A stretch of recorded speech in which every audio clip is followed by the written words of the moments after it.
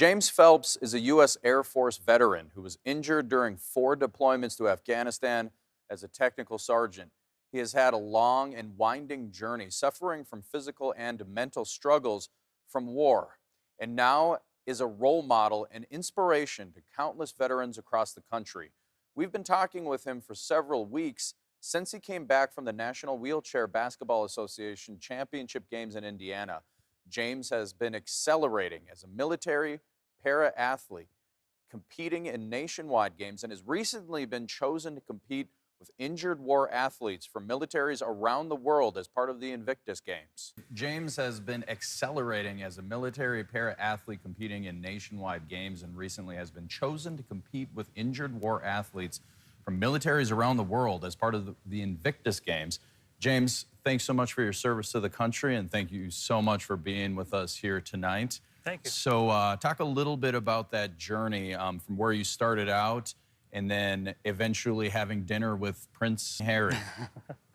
So I've always been kind of an athletic person, but I feel like I lost that edge after a few injuries. I couldn't run, I couldn't jump, I couldn't do the things I used to do. So I found these adaptive sports, and it really kind of brought back that competitive edge and helped me get through some pretty tough times.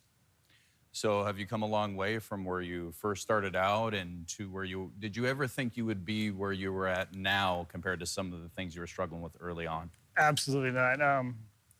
I've always had that mentality though, where I don't know how to quit. So I knew I wanted to get better, but I just didn't know how. So then when I found these sports, it was just such an amazing blessing in my life. It brought back my confidence. It brought back my ability to be around other people and not be nervous. It just kind of helped me maintain that camaraderie after my service ended as well. So. And what does it feel like when you find out that other people who are at a really low point look up to you and find inspiration from you? What does that feel like? It makes it all worth it. It just drives me that much more to get out and share my story in uncomfortable situations like this. And like I said, if I can help one person get through a tough time, then it makes everything worth it. Got it. What was your reaction, or how were you feeling when you found out that you were selected to be in the Invictus Games? It's still very surreal to me. Like, I'm excited, my family's excited.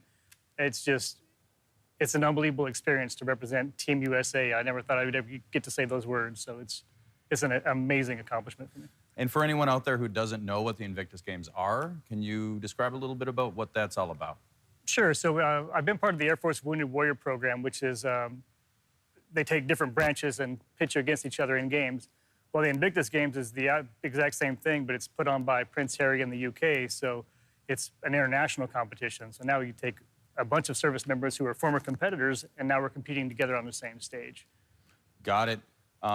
Anything else you want to say out there for anybody, any vets out there or any people who you think could benefit from maybe taking the extra step and getting out there and getting involved with sports?